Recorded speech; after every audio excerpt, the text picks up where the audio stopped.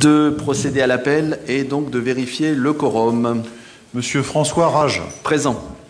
Monsieur Philippe Métria. Madame Géraldine Alexandre. Présente. Monsieur Bruno Bournel. Madame Myriam Zell donne procuration à Monsieur Bernard Barasson. Monsieur Yves Scioli. Présent. Madame Mina Perrin. Présent. Monsieur Romain Rebello. Présent.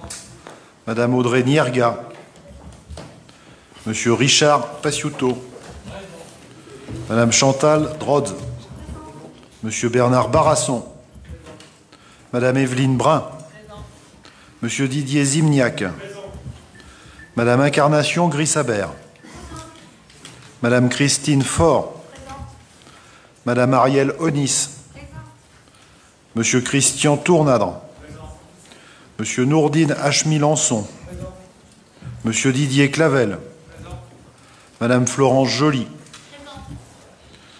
Madame Virginie Chaderas. Madame Blandine Galliot. Monsieur Anthony Mahé. Monsieur Youssef Hadouche. Monsieur Shakir Merabé. Madame Audrey Pétisme. Monsieur Jean-Paul Cormeret. Madame Elisabeth Forestier-Hugon. Madame Marie-Odile Boer. Madame Maryse Boste-Vironois. Monsieur Serge Borg. Monsieur Stéphane Herman. Madame Renati Le Paysan. Madame Sophie Payen. Merci. Donc le quorum étant atteint, nous allons pouvoir commencer nos travaux. Il nous faut désigner d'abord la secrétaire de séance ou le secrétaire de séance, et il est tradition que ce soit le plus jeune, et jusqu'à la fin du mandat, si elle est là à chaque fois, ça sera donc Sophie Payen qui sera secrétaire si elle le veut bien. D'accord. Bon, il n'y a pas trop de boulot, donc ça devrait aller. Vous dire qu'à chaque fois que vous prendrez la parole, mettez bien le micro, parce que sinon on n'entend pas voilà, dans le film, et puis là la salle est un peu grande, donc on ne s'entend pas. Tant que je suis sur le préambule, vous annoncez ou vous rappelez pour certains que le prochain conseil municipal, donc le 3e de notre mandature, aura lieu le 9 juillet à 18h30. Et donc là, ça sera, après les 2 conseils municipaux d'installation, ça sera un conseil municipal où il y aura vraiment des délibérations, et notamment le compte administratif, une décision modificative, les tarifs, puis voilà, d'autres éléments qui seront sur ce conseil municipal et qui seront vus en commission dont on va parler tout à l'heure. Vous dire aussi que vous allez voir passer pendant la séance un document que l'on appelle le registre des délibérations, registre des délibérations, on peut le montrer là, voilà, ça ressemble à ça. Et donc pour qu'il n'y ait pas d'erreur, en fait c'est les délibérations du conseil d'avant. Donc si vous n'étiez pas là le conseil d'avant, vous ne pouvez pas signer. En face de votre nom, il y a écrit normalement, si on ne s'est pas trompé, absent, ou je ne sais plus ce qu'il y a écrit, procuration peut-être. Voilà, donc ne signez pas, c'est pas aujourd'hui, c'est le conseil d'avant. Je préfère le dire au début, après ça sera acquis pour les 6 ans à venir, mais voilà, c'est simplement pour dire que les délibérations sont bien dans ce registre et que vous y avez pu y avoir accès. Voilà ce que je voulais vous dire en préambule. Stéphane Herman a demandé la parole pour pouvoir faire une déclaration, donc je lui donne la parole avant de commencer les délibérations. Merci, Monsieur le maire. Monsieur le maire, chers collègues, avant de poursuivre mes propos, nous souhaitons, au nom de la liste Mouvement pour Cournon, tout d'abord avoir une pensée pour les Cournonaises et les Cournonnais qui, dans cette période si particulière, ont été confrontés à la maladie et à l'isolement.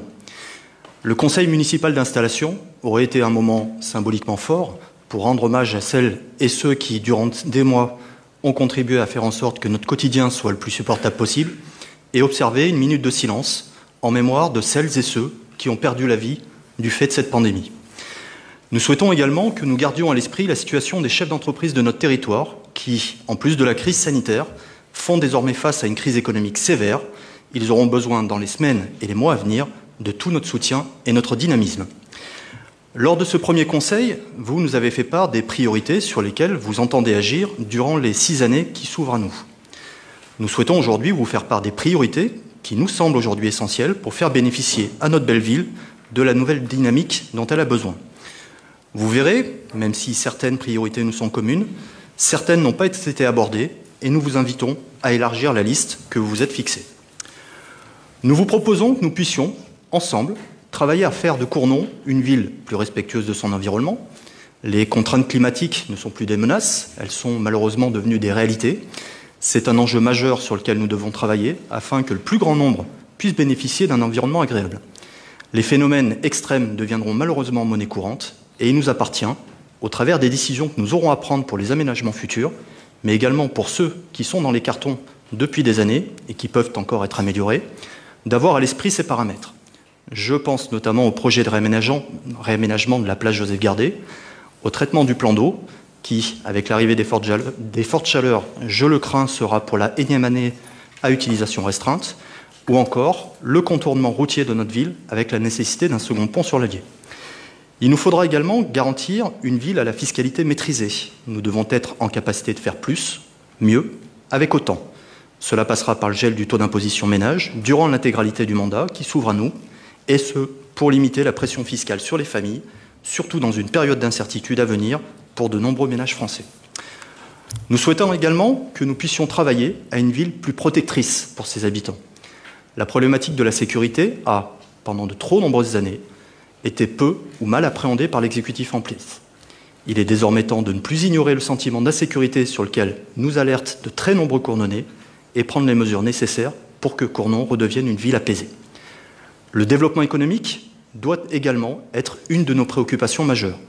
Certes, nous avons quelques gros employeurs sur la commune qui assurent le plus gros contingent des quelques 10 000 emplois, mais comment pouvons-nous nous résoudre à ce que la deuxième ville du département ne bénéficie pas d'un commerce de proximité aussi dynamique que celui de communes comme Riom ou Issoire? Favoriser le commerce de proximité, c'est faire vivre le cœur de ville, limiter les déplacements contraints et favoriser la création d'emplois. Nous devons faire de Cournon une terre de l'entrepreneuriat. Enfin, nous appartenons à un écosystème qui s'appelle métropole. C'est certes une véritable opportunité pour notre territoire, mais cela ne doit pas se faire au détriment de notre commune et de ses habitants. Nous souhaitons que nous puissions poursuivre notre développement au sein de la métropole, mais sans pour autant perdre notre identité. La liste des sujets sur lesquels nous aurons à œuvrer n'est bien évidemment pas exhaustive. Nous devons avoir une attention toute particulière pour nos concitoyens les plus fragiles et pour nos aînés. Nous pensons que le dossier de l'EHPAD George Sand devra être un des premiers dossiers sur lesquels nous devrons nous pencher. En effet, certaines familles nous ont alertés sur les graves problèmes de dysfonctionnement au sein de l'établissement. Nous ne doutons pas que le conseil municipal aura accès, dès sa parution, au rapport de l'ARS sur l'inspection qu'elle a effectuée en mars dernier. Cela devrait nous donner des éclairages précis sur la situation exacte de l'EHPAD et, le cas échéant, sur les correctifs à apporter pour garantir aux résidents des conditions d'accueil adaptées. Lors du précédent conseil, vous avez évoqué votre souhait d'une collaboration constructive avec les élus dits d'opposition et nous vous en remercions. Nous vous invitons donc à élargir la liste de vos priorités. Vous pourrez bénéficier de notre soutien à vos côtés chaque fois que les décisions que vous prendrez iront dans le sens du projet que nous avons porté et pour lequel de nombreux Cournonnais se sont favorablement prononcés. De même, nous exercerons notre devoir d'alerte si le cap donné à notre commune n'est pas conforme à ses attentes. Je vous remercie. Très bien. D'autres interventions? Bon, cette intervention n'appelle pas spécialement une réponse, si ce n'est quand même rappeler qu'il y a eu des élections, que l'équipe majoritaire a été élue sur un programme, qui n'est pas d'ailleurs qu'il y a des points de convergence avec ce qui a été dit. Et que donc c'est sur ce programme que nous serons évalués et que nous essaierons de mettre en œuvre, avec bien évidemment au cours des 6 ans à venir des évolutions qu'il faudra savoir prendre en compte. Et on s'est déjà exprimé là-dessus.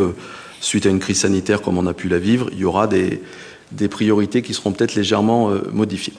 Voilà. Et puis sur des cas plus particuliers comme l'EHPAD, on aura l'occasion d'en reparler une fois qu'on aura accès à ces documents dont je n'ai pas eu accès non plus pour le moment. Donc on verra ça au bon moment et dans les bons lieux. On va pouvoir commencer. Juste une position de principe.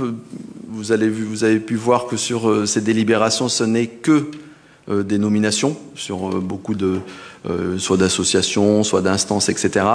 Pour quelques-unes, il est demandé si on veut faire un vote à bulletin secret ou si on accepte tous que ce vote puisse se faire à main levée. Ce que je vous propose, je ne vais pas vous le redemander à chaque fois, sauf si quelqu'un, bien évidemment, n'était pas d'accord. Ce que je vous propose, c'est que l'ensemble de ces délibérations puissent se faire à main levée, parce que sinon, vous vous rappelez ce que ça peut donner comme temps, notamment lié aux questions sanitaires, etc., de bulletins qu'on ne doit pas toucher. En plus, c'est un travail qu'on a mené déjà aussi, qu'on a regardé avec l'opposition. Voilà, si vous en êtes tous d'accord, je vous propose que l'on fasse ces délibérations à vote à main levée.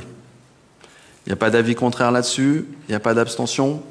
Voilà, s'il y a un moment quelqu'un dit on revient à bulletin secret, on le fera, mais là c'est sur une question de principe. N'hésitez pas à prendre la parole. Et, si on avait prévu une urne, hein, si, tout doit être prévu. Donc, si. Allez, on commence par le rapport numéro 1, donc c'est la désignation et formation des commissions municipales. Avant de passer au vote, quelques mots sur ces commissions municipales, puisqu'on est sur un autre mode de fonctionnement que ce que l'on a pu connaître ces dernières années. L'idée étant d'avoir un mode de fonctionnement qui soit le plus opérationnel possible, un mode de fonctionnement qui permette aussi un travail en transversalité le plus important possible, et un mode de fonctionnement qui soit le plus en phase avec notre programme municipal, donc, dont je vous parlais tout à l'heure. Et puis un mode de fonctionnement qui épargne aussi, qui soit moins coûteux en temps, et qui épargne un peu vos emplois du temps.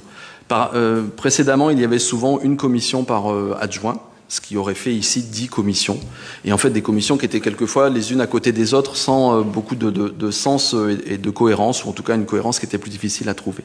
Ce qui vous est proposé ici, c'est donc de faire 4 commissions qui reprennent en fait les 4 chapitres de notre programme. Un premier chapitre qui s'appelle « Ville éducative, inclusive et protectrice », un deuxième qui s'appellera une deuxième commission « Ville vivante », la troisième « Ville durable et redessinée » et la quatrième « Ville pratique ». Sur la première, ville éducative, inclusive et protectrice, on trouvera toutes les questions liées à l'éducation, liées à la jeunesse, au scolaire, les questions liées aussi au social et les questions liées à la politique de la ville. Alors, toutes ces délibérations, avec les adjoints et les conseillers délégués dont je vous dirai la liste en fin de conseil, se retrouveront dans cette commission. Celle qui s'intitule Ville vivante, on retrouvera toutes les délibérations et tous les dossiers, toutes les réflexions qui ont trait au sport, à la culture, aux animations de ville, aux relations internationales. Sur celle qui s'appelle Ville durable et redessinée, on traitera de tout ce qui est aménagement du territoire, tout ce qui est commerce, développement durable, mobilité, etc. Sur celle qui s'appelle Ville pratique, je ne sais pas si c'est le bon terme, Ville pratique, mais en tout cas, voilà, c'est le terme qu'on a retenu pour le moment. On trouvera tout ce qui est lié à l'administration générale, aux assurances, au marché public, aux finances et aux ressources humaines. Voilà sur ces 4 commissions, ce qui obligera et les élus et les services à travailler de façon transversale et ce qui, je crois, ne peut que favoriser la mise en œuvre du projet. Ces commissions, donc, elles seraient composées de 15 membres pour la première et pour la dernière, et puis de 14 membres pour la deuxième et pour la troisième. Il vous est donc proposé, dans un premier temps, la création de ces 4 commissions municipales. Est-ce que ça attire de votre part des réflexions, des commentaires, des prises de parole ? Non, je soumets au vote, donc c'est la constitution de ces 4 commissions, juste le nombre dans un premier temps, puis après on fera la constitution en termes de membres. Y a-t-il des avis contraires, des abstentions? Donc ces 4 commissions sont créées. Il nous faut donc maintenant en approuver la formation. Donc dans la première, alors chacun, je vais essayer de ne pas faire de bêtises. Dans la première, celle qui s'appelle Ville éducative, inclusive et protectrice, pour la liste Réinventons Cournon, nous avons M. Bruno Bournel, M. Romain Robello, Mme Chantal Drolz, Mme Incarnation Grissabert, Mme Christine Faure, Mme Ariel Onis, Mme Florence Joly, Mme Virginie Chaderas, M. Anthony Mahé, M. Shakir Merabé et Mme Autré Pétisme. Pour la liste Mouvement pour Cournon, je vous laisse dire les noms du coup. Merci Monsieur le maire. Donc pour la liste Mouvement pour Cournon, Stéphane Herman et Renati Le Paysan. Très bien. Pour la liste Agissons ensemble pour Cournon. Jean-Paul Cormeret et Marie-Odile Boer. Vous n'avez pas de micro, vous, parce que comme vous allez parler peut-être. Oui, ouais, mais c'est pour la caméra. Voilà. Ok. Voilà, pour la commission municipale Ville Vivante. Pour la liste Réinventons Cournon, Madame Géraldine Alexandre, Madame Audrey Nierga, Monsieur Bernard Barasson, Monsieur Didier Zimniac, Madame Incarnation Grissabert, Madame Ariel Onis, Monsieur Christian Tournade, Monsieur Noureddin H. Monsieur Didier Clavel, Madame Virginie Chaderas. Pour la liste Agissons ensemble pour Cournon, je m'inverse à chaque fois. Allez-y. Donc, moi-même, Elisabeth Forestier-Hugon et Maryse Boste-Vironnois. Très bien. Pour la liste Mouvement pour Cournon. Madame Sophie Payen et Monsieur Serge Borg. C'est noté. La troisième, Ville durable et redessinée. Pour la liste Réinventons Cournon, Monsieur Philippe Métria, Monsieur Yves Cioli, Madame Mina Perrin, Madame Evelyne Brun, Monsieur Christian Tournade, Monsieur Didier Clavel, Madame Florence Joly, Madame Blandine Galliot, Monsieur Youssef Adouche et Monsieur Shakir Merabé. Pour la liste Mouvement pour Cournon. Madame Renati Le Paysan et Monsieur Serge Borg. Ok, pour la liste Agissons ensemble pour Cournon. Marie-Odile Boer et Jean-Paul Cormeret. Et pour la quatrième commission, Ville pratique, Madame Myriam Sel, Monsieur Richard Pasquito, Monsieur Bernard Barasson, Madame Evelyne Brun, Monsieur Didier Zimniac, Madame Christine Faure, Monsieur Nourdine H. Madame Blandine Galliot, Monsieur Anthony Mahé, Monsieur Youssef Adouche, Madame Audrey Pétisme. Et pour la liste Agissons ensemble pour Cournon. Maryse Boste-Vironnois et Elisabeth Forestier-Hugon. Et pour la liste Mouvement pour Cournon. Sophie Payen et Stéphane Herman.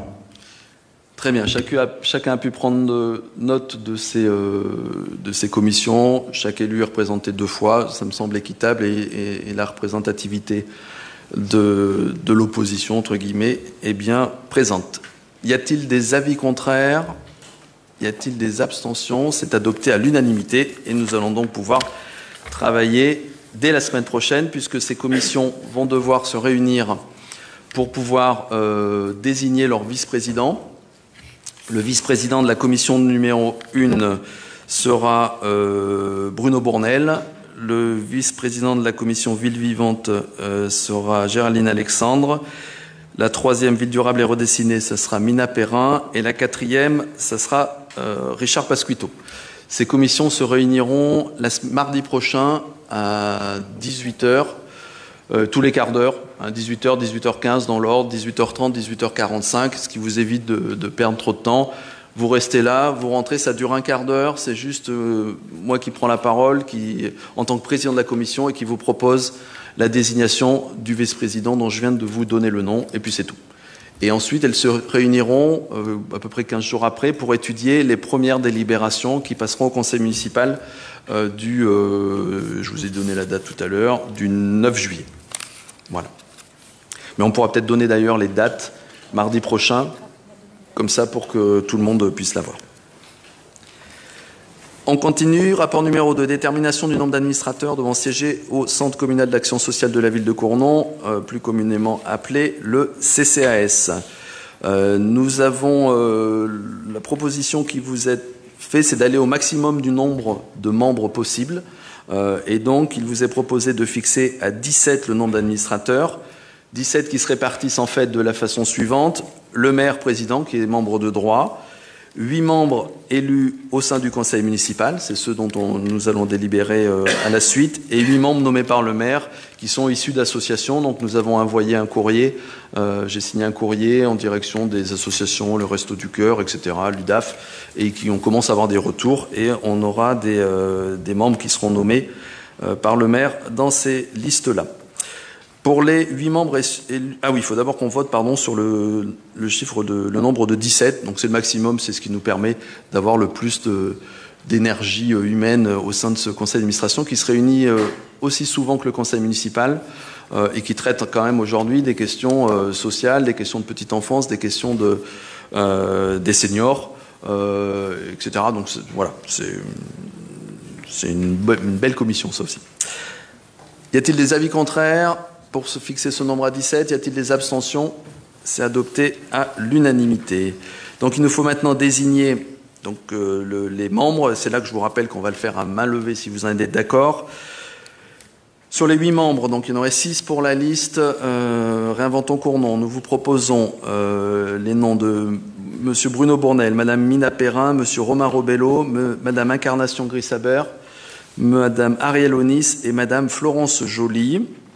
pour la liste Mouvement pour Cournon, Stéphane Herman. Stéphane Herman. Et pour la liste Agissons ensemble pour Cournon, Marie-Odile Boer. très bien. Voilà, et du coup, comme ça devrait être fait par vote à bulletin secret, nous avons dit qu'il y aurait un assesseur qui s'appelait Philippe Métria, qui a vérifié à la bonne tenue de ce vote. Il en faut qu'un, ça suffit, monsieur le directeur général? Voilà, donc tu aurais été assesseur de ce vote. Ah, il en faut deux. Eh bien, on va prendre, peu importe, voilà, madame Renati Le Paysan. Voilà, donc vous avez assisté au vote par écrit. J'ai fait voter, là, c'est bon? Non, j'ai pas fait voter. Donc, y a-t-il, pardon, des avis contraires donc sur ces 8 noms? Des abstentions? C'est adopté à l'unanimité. La date de ce premier conseil d'administration, je me tourne vers Bruno, aura lieu le 22 juin. C'est ça, à 18h... 17h30. Tant qu'on y est, on va vous donner la date, comme ça vous le saurez. Le 22 juin à 18h, et ça se passera à la Maison des Citoyens. Voilà, pour sauver une convocation, mais voilà, pour ceux qui sont dans ce CCS, vous pouvez déjà noter cette date. Rapport numéro 4. Alors, désignation des délégués de la commune à l'établissement public foncier, l'EPF SMAF. L'établissement public foncier, l'EPF SMAF, donc nous avons 3 délégués titulaires et 3 délégués suppléants. C'est en fait un établissement public qui fait du portage foncier, par exemple, qui, dans le cadre du projet de la place, achète les maisons pour notre compte et puis ensuite les revendra soit à la commune, soit à un investisseur, enfin on verra. C'est un établissement qu'on fait plutôt bien fonctionner à Cournon. C'est un établissement qui couvre l'ensemble des communes quasiment et des communautés de communes et des communautés d'agglomération du Puy-de-Dôme, du Cantal, de la Haute-Loire. C'est voilà, quelque chose d'assez important. Donc nous avons sur ces 3 délégués titulaires et 3 délégués suppléants, nous proposons 3 délégués titulaires pour la liste Réinventons Cournon et 1 délégué suppléant, et les 2 derniers délégués suppléants pour les 2 autres listes. Donc en délégué titulaire, nous vous proposons M. Richard Pasquito, Mme Evelyne Brun et Mme Blandine Galliot, et en délégué suppléant, Christine Faure. Du coup, en délégué suppléant pour Agissons ensemble pour Cournon, Jean-Paul Cormeret. voilà, et en délégué suppléant pour Mouvement pour Cournon, Serge Borg. très bien, c'est noté. Pas d'intervention, pas d'avis contraire, pas d'abstention, c'est adopté à l'unanimité. Bon, alors là, ça se réunira, le PF se réunira un peu plus tard, je pense, parce qu'il faut que toutes les élections aient été faites, ceux du 2e tour, ceux de la métropole, etc. Ensuite, rapport numéro 5, élection désignation des délégués de la commune au syndicat intercommunal d'électricité et de gaz, territoire d'énergie du Puy-de-Dôme, c'est ce que l'on appelle le siègle. Nous avons 1 place titulaire et 1 suppléant. Il vous est proposé que Mme Virginie Chadera soit titulaire et que Mme Incarnation Grisabert soit sa suppléante pour aller nous représenter au siècle. Là aussi, c'est quelques centaines de communes. Et nous sommes adhérents au siècle, ça doit être pour très peu, nous, aujourd'hui, puisque c'est la métropole qui l'est en notre titre, puisque c'est eux qui ont l'éclairage public, mais on doit avoir peut-être l'éclairage du plan d'eau et les bâtiments communaux. Donc voilà, c'est pour ça qu'il nous reste une petite place. Mais après, il y aura aussi des désignations au sein de la métropole, et on aura l'occasion d'en reparler. Y a-t-il des questions? Y a-t-il des avis contraires? Des abstentions? Des abstentions. 1, 2, 3, 4. Voilà. Donc ça fait 31 pour 4 abstentions. Rapport numéro 6. Désignation des délégués de la commune au syndicat intercommunal à vocation sociale de la région de Billon. C'est ce que l'on appelle le CIVOS. CIVOS dont le dernier président était un Cournonais, puisqu'il s'agissait de Marc Boyer. Le CIVOS, donc, qui est un syndicat intercommunal qui s'occupe de faire les soins les démarches à domicile, les soins à domicile, le ménage chez les gens, etc. Sur la commune, sur le territoire, il doit y avoir, je sais pas, une trentaine de communes, peut-être. Peut-être même plus que ça, une quarantaine. Combien? 40. Voilà, ça va jusqu'à Saint-Dié, c'est tout le territoire de Billon, et ça vient sur Cournon. Et depuis l'année dernière, nous avons un bureau d'accueil à Cournon, qui se situe vers les Baladères. Oui, rue du Commerce, vers les Baladères. Nous avons droit à 2 postes. Nous vous proposons les noms c'est en lien avec leurs compétences municipales, de M. Bruno Bournel et de Mme Ariel Onis. Y a-t-il des interventions? Non. Y a-t-il des avis contraires? Des abstentions? 4. Ok, c'est adopté. Ensuite, rapport numéro 7. Ça fait un peu... Je suis désolé, mais il faut le faire. Élection, désignation des membres à la commission d'appel d'offres. Donc la CAO, vous savez qu'en tant que collectivité, dès qu'on veut soit faire des bâtiments, soit construire, soit faire des travaux, soit acheter, pour des sommes un peu importantes, il nous faut faire ce qu'on appelle un marché public. Et donc cette commission, elle valide les résultats du marché public, donc des entreprises qui ont pu postuler, des notes qu'elles ont pu obtenir et du classement de ces entreprises. C'est une commission qui se réunit plutôt en journée. Et donc, c'est là aussi une liste. Il y a donc 5 postes. Il vous est proposé d'avoir 3 titulaires pour Réinventons Cournon et 1 titulaire pour chacune des listes. C'est la même chose pour les suppléants. Donc, pour Réinventons Cournon, il vous est proposé Mme Mina Perrin, M. Richard Pascuto et Mme Evelyne Brun en titulaire. Et en supplément, M. Yves Cioli, M. Christian Tournade et M. Shakir Merabé en suppléant. Et puis pour Agissons ensemble pour Cournon, du coup un titulaire, un suppléant. Alors, titulaire Maryse Boste-Vironois et suppléante Elisabeth Forestier-Hugon. D'accord. Et pour Mouvement pour Cournon? En titulaire, Mme Sophie Payen et en suppléant, M. Serge Borg. Très bien. Là aussi, c'est un scrutin de liste. Pas de souci à ce qu'on passe au vote à main levée. Y a-t-il des avis contraires? Y a-t-il des abstentions? C'est adopté à l'unanimité.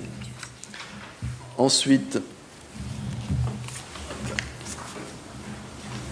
on va faire toutes les désignations dans les collèges, lycées, écoles, en sachant que dans les collèges et les lycées, il y a des représentants de la ville, mais au collège, vous avez aussi des représentants du conseil départemental et il y a peut-être bien des représentants de la métropole.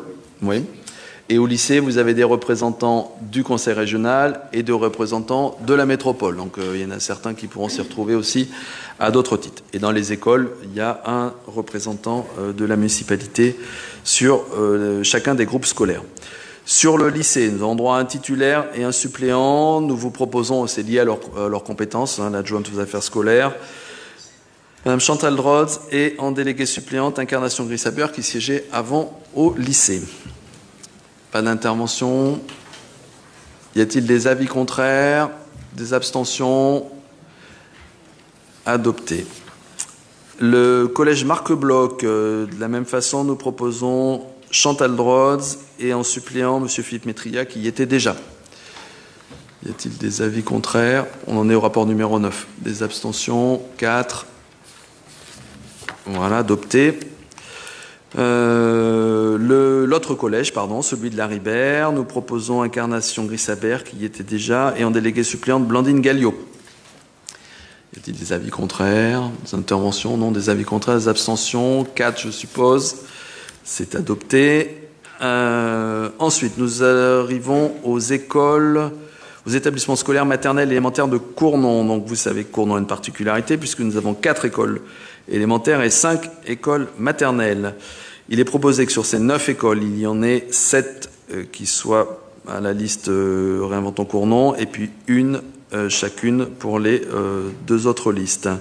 Après un accord entre les 2 listes, me semble-t-il, pour l'école Henri Matisse, ça serait Madame Incarnation Grissaber. Pour l'école maternelle Henri Bournel, ça serait Virginie Chaderas. Pour l'école Léon Dermin, ça serait Ariel Onis. Maternelle Léon Dermin, Ariel Onis. L'école maternelle Lucie Aubrac, Madame Christine Faure. L'école élémentaire Henri Bournel, Monsieur Anthony Mahé. École élémentaire Léon Dermin, Madame Blandine Galliot. École élémentaire Lucie Aubrac, Monsieur Romain Robello. Et donc, pour l'école élémentaire Félix Tona, vous deviez, voilà. Stéphane Herman. Très bien. Et donc, pour l'autre, école maternelle Pierre Perret. Maryse Boste-Vironois. Très bien. Donc ces conseils d'école, il est possible qu'il n'y en ait pas au troisième trimestre. Normalement, il y en a un au troisième trimestre. Vu la situation sanitaire, il est possible qu'une partie des écoles n'en fasse pas parce que c'est un peu compliqué à mettre en œuvre. Mais du coup, ça redémarrera bien en septembre. Il y aura un conseil d'école en septembre. Non, en octobre plutôt, où vous serez invités. Le rapport... Oui, j'ai fait voter, non? Je n'ai pas mis aux voix, pardon, excusez-moi. Y a-t-il des avis contraires? Des abstentions? Et c'est adopté à l'unanimité. Rapport numéro 12, c'est les désignations des délégués de la commune à la mission locale du secteur de Cournon-Billon. Donc, mission locale qui s'occupe des recherches d'emploi et plus que ça, des 18-25 ans, et qui donc couvre là aussi un territoire très important puisque ça va de Cournon à Billon, et Billon, on va jusqu'à Saint-Dié d'Auvergne. Nous avons 8 conseillers municipaux qui siègent au sein de ce conseil d'administration, et le maire est membre de droit. Donc sur les 8, il est proposé 6 pour Réinventons Cournon et 1 pour chaque liste. Donc pour Réinventons Cournon, Monsieur Romain Robello, Monsieur Didier Zimniac, Madame Incarnation Grissabert, Madame Florence Joly, Monsieur Youssef Adouche et Monsieur Shakir Merabé. Et du coup pour Mouvement pour Cournon, Monsieur Stéphane Herman. Très bien. Et pour Agissons ensemble pour Cournon, Elisabeth Forestier-Hugon. Ok. L'assemblée générale c'est une association. En fait, cette mission locale aura lieu à la rentrée de septembre. Dès qu'on saura la date, on vous le dira. J'ai fait voter? Non. Non, pardon. Y a-t-il des avis contraires, des abstentions? Adoptés à l'unanimité. Rapport numéro 13. Désignation des délégués de la commune à l'association pour un développement urbain harmonieux par la maîtrise de l'énergie, ce qu'on appelle l'ADUM. L'ADUM qui accompagne les collectivités qui veulent mettre en œuvre des économies, enfin tout ce qui a trait au développement durable, à la recherche d'économies, etc. Nous vous proposons, donc nous avons un poste de titulaire, un poste de suppléant. Il faut savoir qu'à l'ADUM, Philippe Métria est vice-président de l'ADUM actuellement. Et donc nous proposons de le reconduire pour être délégué, en espérant qu'il continue à être vice-président. Et déléguée suppléante, en lien avec sa compétence, Madame Mina Perrin. Donc Philippe Métria en titulaire et Madame Mina Perrin en suppléante. Y a-t-il des commentaires? Y a-t-il des avis contraires? Des abstentions? 4. Voilà, c'est adopté. Rapport numéro 14. Le CLIC, Comité local d'information et de coordination gérontologique de l'agglomération clermontoise. C'est donc une instance où se retrouvent l'ensemble des élus des différentes collectivités qui ont une fonction en lien avec les seniors, etc. Donc nous avons droit à un délégué titulaire et un délégué suppléant. Nous vous proposons, en lien avec ça, compétences municipales, que ce soit Madame Incarnation Grissabert, et en déléguée suppléante, Madame Virginie Chaderas. Est-il des commentaires? Des avis contraires? Des abstentions? 4. C'est adopté. Ensuite, désignation des délégués à la commune à l'association Foire Exposition de Clermont-Cournon. Historiquement, on fait partie, on est membre fondateur de la Foire Exposition de Clermont-Ferrand-Cournon, au même titre que la ville de Clermont. Et donc ça nous offre certains avantages, le fait de pouvoir avoir pour pas très cher un stand notamment dont on pourra parler un moment, et d'avoir des représentants au conseil d'administration. Donc sur les 6 délégués, il vous est proposé d'en avoir 4 pour Réinventons Cournon et 1 pour chacune des listes. Donc pour Réinventons Cournon, il s'agira de Madame Myriam Sell, Madame Audrey Nerga, Monsieur Bernard Barasson et Monsieur Didier Zimniac. Pour Agissons ensemble pour Cournon, Jean-Paul Cormeret. Et pour Mouvement pour Cournon, Stéphane Herman. Voilà. Y a-t-il des avis contraires? Des abstentions? C'est adopté à l'unanimité. Vous serez donc d'office invité à l'inauguration de la foire, si elle se tient bien, comme c'était prévu, du 12 septembre au 22, 21 ou quelque chose comme ça. Nous n'avons pas pour le moment d'écho sur la tenue ou pas de cette foire, même si tout est en ordre pour qu'elle puisse se tenir. Rapport numéro 16, c'est le comité de parrainage et jumelage des villes nationales et internationales. Donc c'est une association dans laquelle la ville a des représentants au conseil d'administration. Simplement un mot pour vous dire que dans ce conseil d'administration, on peut y être en tant qu'élu municipal, on peut y être aussi en tant qu'adhérent, parce qu'on héberge des Italiens ou des Allemands, puisqu'aujourd'hui notre comité de jumelage il est fait avec des Italiens et des Allemands. Se retrouveront aussi, j'ai eu le président tout à l'heure au téléphone, dans ce comité de jumelage, les élus qui dernièrement, les 2 derniers mandats, étaient en support, on va dire, pour ce comité de jumelage. Donc c'était Bernard Barasson et Myriam Sel, je ne les vois même pas d'ailleurs. Elle est où Myriam? Ah voilà. Donc ils seront aussi en tant que président d'honneur sur ce conseil d'administration.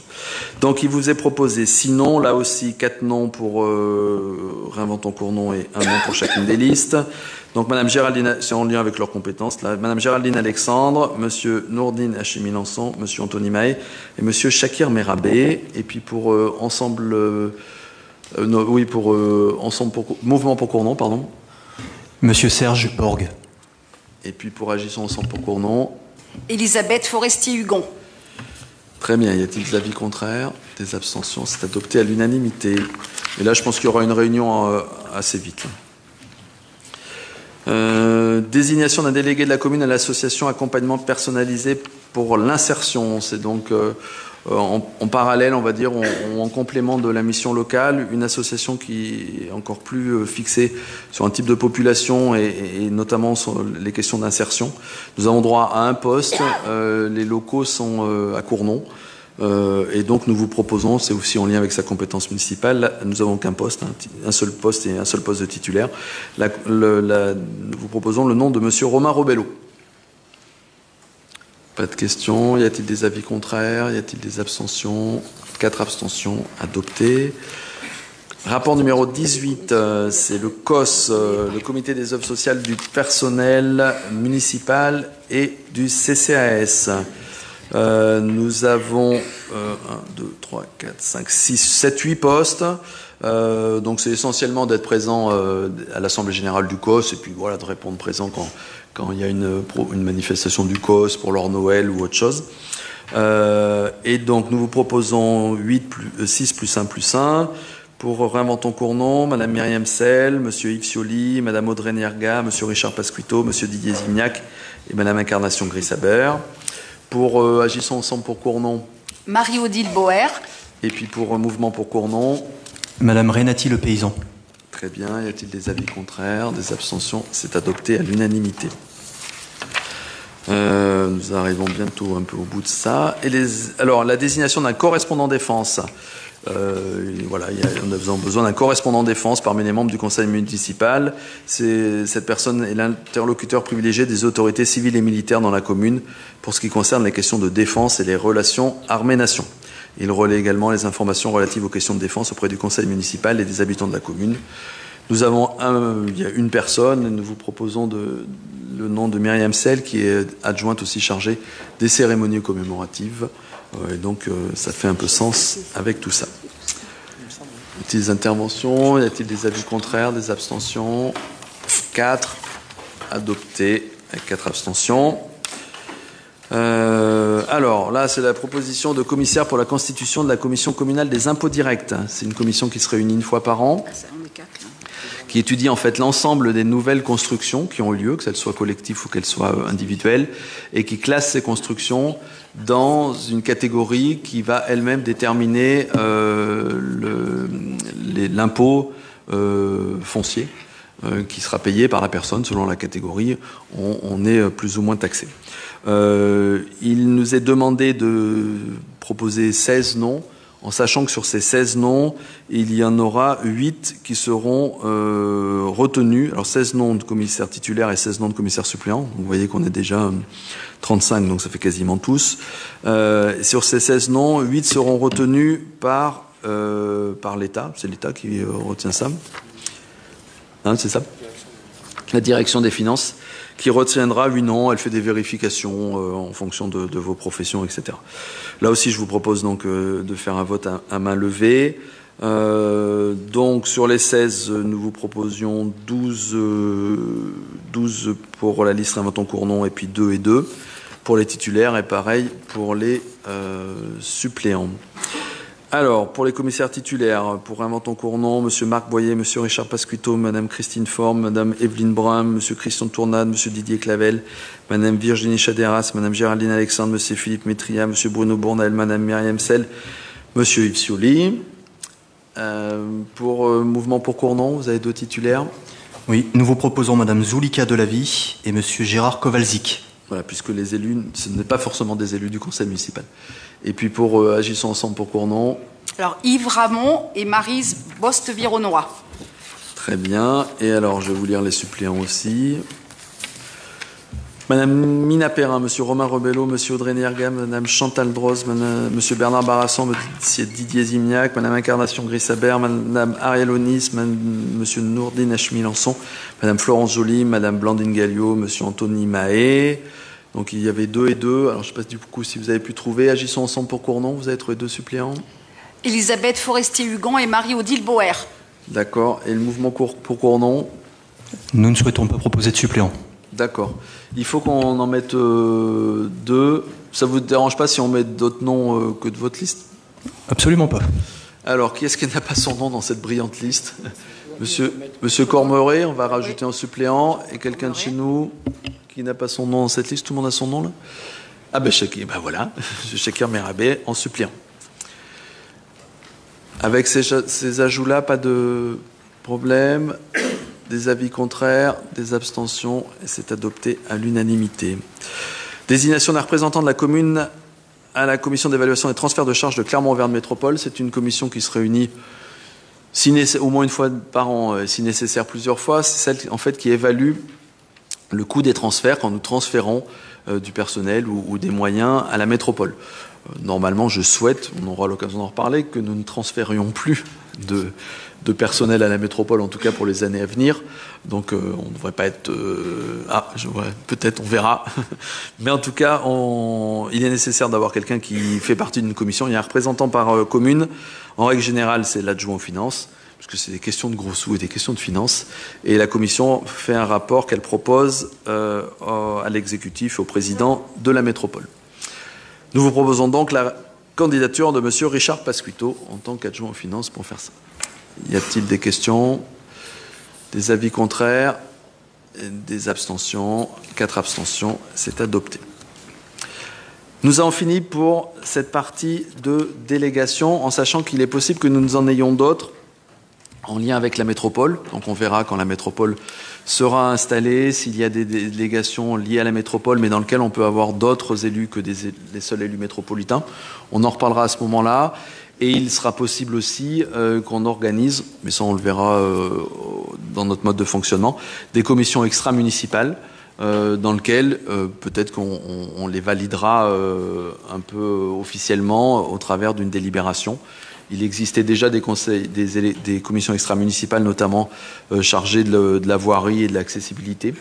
Il y en avait aussi autour de l'école, avec les parents d'élèves, etc. Donc il est possible, c'était inscrit dans notre programme, qu'on en mette une sur la lutte contre les inégalités femmes-hommes et aussi sur les questions d'inclusion. On aura le temps d'en rediscuter. À ce moment-là, de la même façon, on fera des commissions proportionnelles où chacun pourra trouver sa place, mais ça sera dans une 3e phase. Là, on est sur ce qui est nécessaire pour que les différentes structures, collectivités, associations puissent elles-mêmes constituer leurs exécutifs, donc elles avaient besoin et qu'elles puissent s'installer, donc elles avaient besoin qu'on donne nos représentants. Donc il nous reste quelques délibérations qui sont aussi classiques en début de mandat, 2 délibérations qui concernent le régime indemnitaire des élus. Donc là, il n'y a que moi qui parle pendant ce conseil, mais je vous rassure, pour les nouveaux, dans les prochains conseils, c'est chacun qui va parler. Hein. Moi, je ferai que répondre. Hein. Après, je me repose, hein, mais voilà. Donc 2 délibérations qui concernent le régime indemnitaire des élus. Une délibération sur l'indemnité de base et puis une délibération sur la majoration, celle qu'on vous propose de prendre et celle qu'on vous propose de ne pas prendre. Donc sur ces délibérations, vous avez des pourcentages de l'indice brut terminal qui vous sont donnés pour des adjoints, donc les adjoints vous les connaissez, et puis pour des conseillers délégués. Donc je vous propose de vous donner la liste des conseillers délégués, parce que je pense que tout le monde ne l'a pas eu. Il n'y a pas d'ordre dans les conseillers délégués. Hein. Donc, conseillers délégués liés, on va dire, à chaque fois je vais dire un peu avec qui ils sont liés.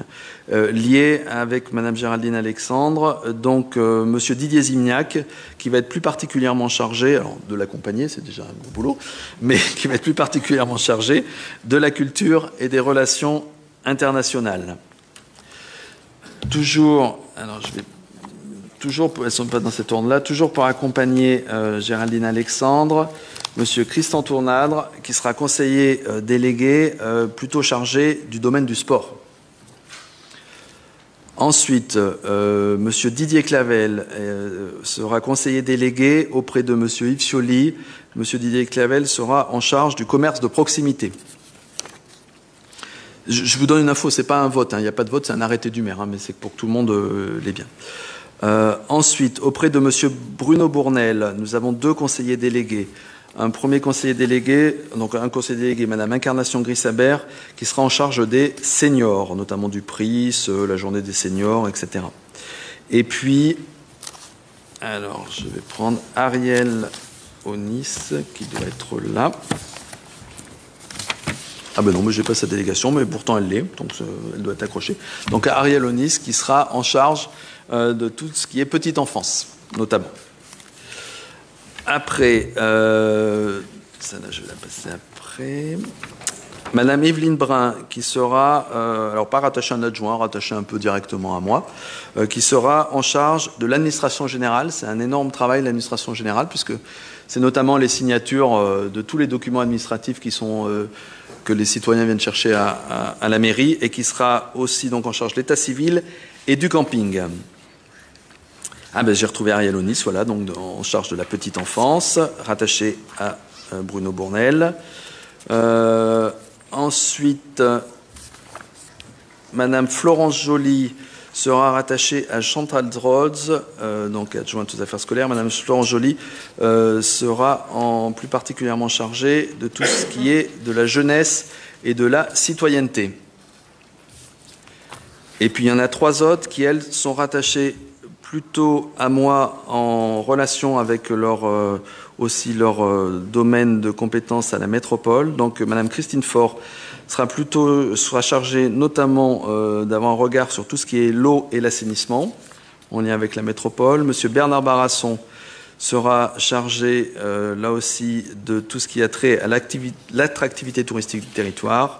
Et Madame Blandine Galliot sera chargée de tout ce qui est déplacement et de la mobilité en lien avec la métropole.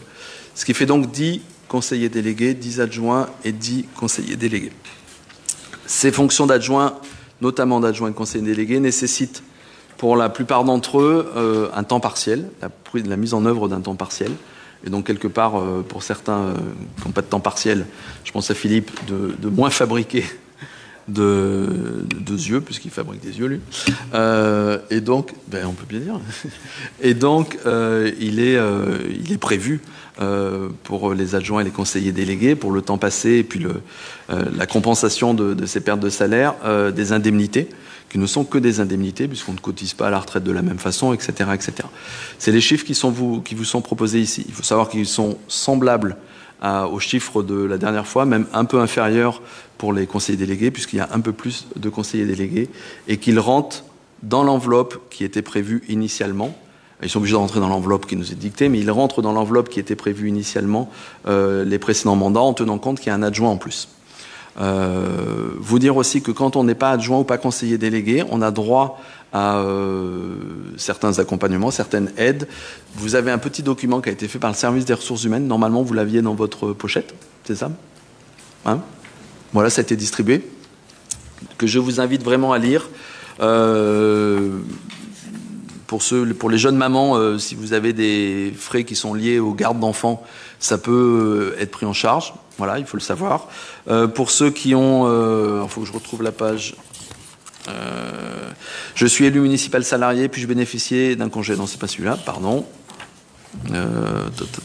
Je ne suis pas indemnisé dans le cadre de mon mandat et ma rémunération n'est pas maintenue lors de mes absences, puis je bénéficier d'une compensation. Vous verrez que c'est possible, sous certaines conditions. Donc je vous invite vraiment à le lire, pour ceux notamment qui n'ont pas d'indemnité, parce qu'il y a des aides qui peuvent vous être octroyées. Il y a aussi des aides à la formation, il y a aussi un régime social, etc.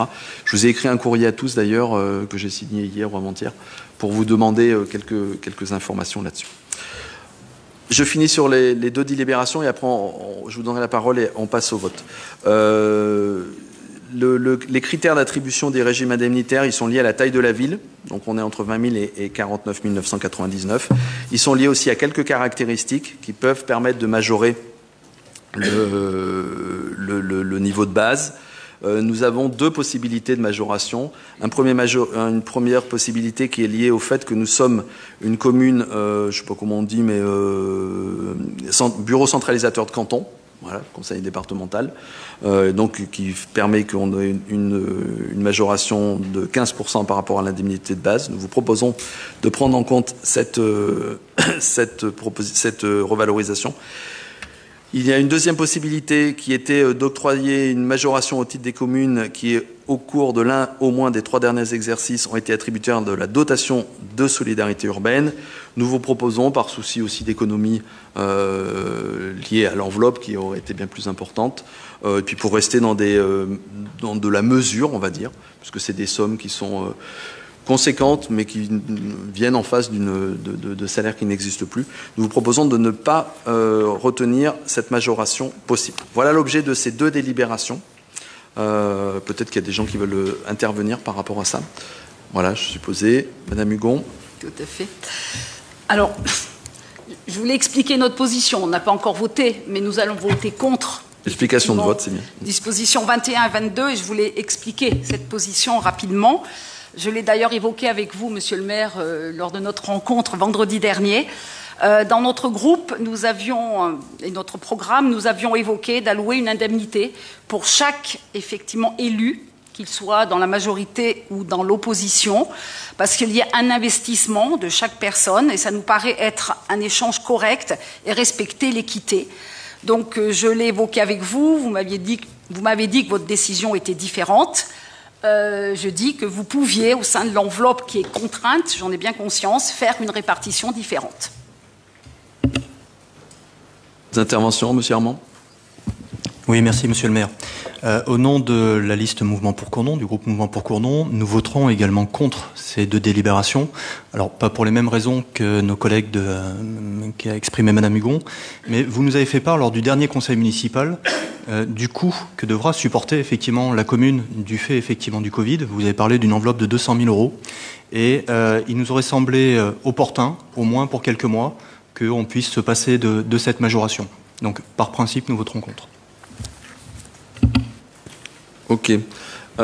Simplement pour dire que cette préoccupation, je vous l'ai dit aussi vendredi dernier, c'est quelque chose que nous avons essayé de mettre en œuvre, de regarder s'il était possible d'avoir une indemnité pour l'ensemble des élus. C'est un peu plus compliqué juridiquement parce qu'il faut aussi quand même qu'ils aient une délégation. Simplement, aujourd'hui, ça fait 15 personnes, ça doit faire 15, qui ne sont pas indemnisées. Ça amenait à des chiffres qui n'étaient plus pas représentatifs pour les adjoints et les conseillers délégués. Donc c'est pour ça qu'on n'a pas pu le retenir, mais j'entends bien vos propositions. J'entends bien la vôtre aussi. Pas d'autres interventions. Donc je passe au vote. Maintenant qu'on a les explications de vote, y a-t-il donc des avis contraires? 4 et 4, 8. Des abstentions. C'est adopté.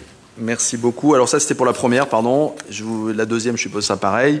Pour la numéro 23, y a-t-il des avis contraires? 4 et 4. Et donc, ça fait 27 pour. Après, ressources humaines, élus locaux.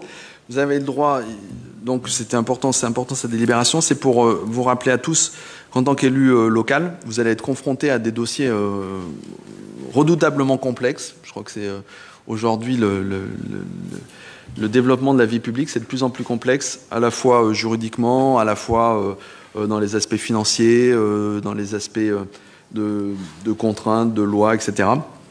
Et donc, je vous invite vraiment tous ceux qui peuvent à pouvoir suivre des formations qui sont très nombreuses. Souvent, en plus, chaque parti politique a ses instances de formation, mais il en existe aussi qui ne sont pas toujours liées à un parti politique.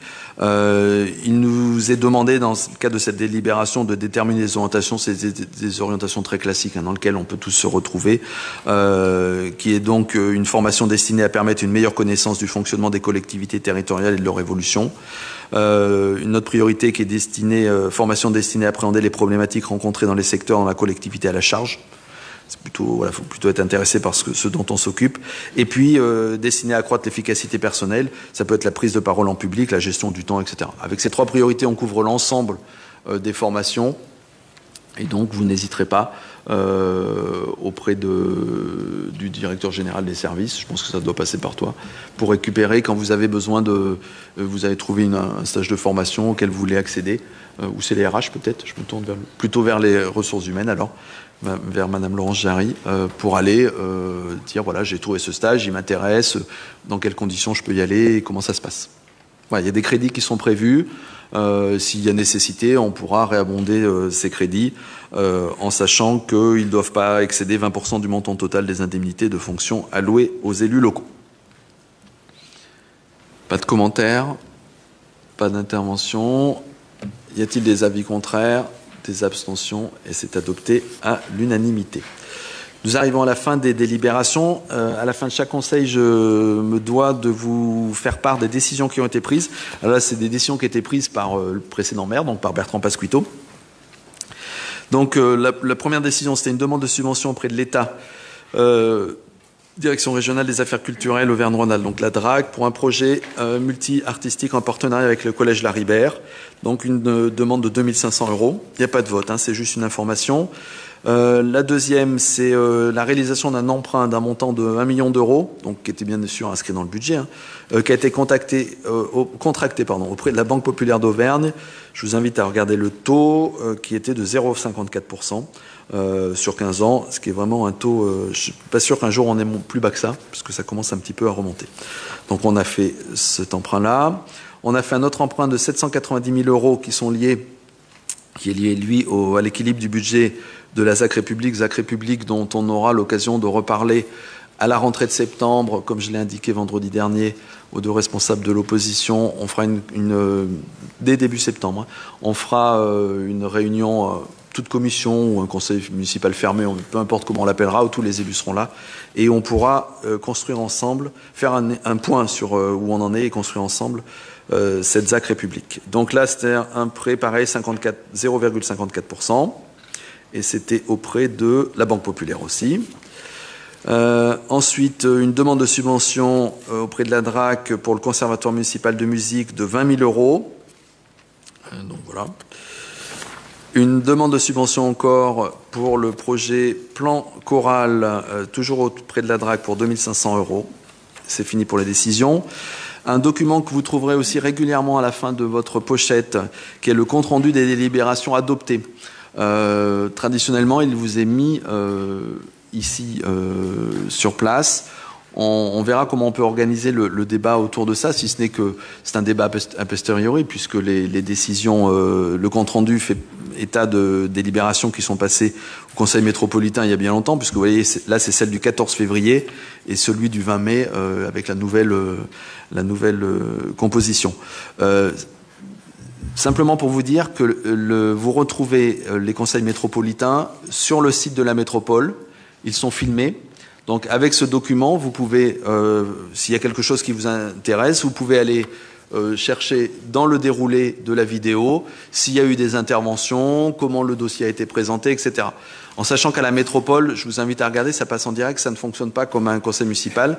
En fait, il y a peut-être 100 ou 150 délibérations, mais il y en a 4 ou 5 seulement qui sont choisis d'être portés à débat, même si on peut parler de tout, mais en fait, comme il y a trop de délibérations, il y en a 5 ou 6 qui sont soumises à débat, donc il y a un vrai débat sur 5 ou 6 délibérations, et les autres sont simplement mises au vote, ce qui n'empêche pas qu'on puisse intervenir, mais en fait, il y a quand même essentiellement une mise au vote.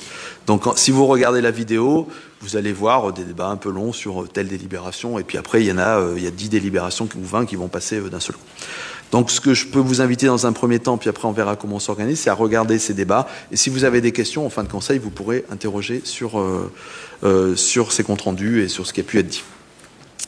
C'est monsieur, pour votre information, monsieur Jean-Paul Cormeret qui siège pour le 6e poste, puisque monsieur Renaud, qui a donc démissionné du conseil municipal, a de facto démissionné du conseil métropolitain. Et ce n'est pas comme au conseil municipal, c'est homme pour homme et femme pour femme. Donc c'est monsieur Cormeret qui était le 2e homme qui siège au conseil métropolitain et qui a eu son premier conseil métropolitain en visio. Donc ce conseil du 20 mai qui était en fait un échange de débats sur comment s'était passé, comment étaient prises en compte les questions de crise sanitaire sur la métropole. Et chaque groupe politique, chacun a pu s'exprimer là-dessus. Voilà ce que j'avais à vous dire. Est-ce que j'ai oublié quelque chose? Je me tourne vers les services. Philippe, j'ai oublié quelque chose? Non, c'est bon? Pas de souci. Le 3e conseil devrait se dérouler, je pense, ici. On vous laissera comme vous êtes posé si ça vous va. Ensuite, on réintégrera la salle du conseil municipal, j'espère, ça serait quand même bien parce que sinon ce serait inquiétant, en septembre, où on sera un peu plus entre nous, ça sera un peu moins lointain. Et donc je vous rappelle, c'est le dernier conseil municipal où je parle autant. Après, ça sera à chaque adjoint de présenter, à chaque élu. Je vous remercie. Margot veut dire quelque chose. Ah oui, si on peut faire des photos des commissions, tous les gens des commissions peuvent se retrouver. C'est des photos qui vont nous servir après dans le journal municipal, etc. Donc on peut faire ça, et puis si c'est arrêté la vidéo, il y a, voilà,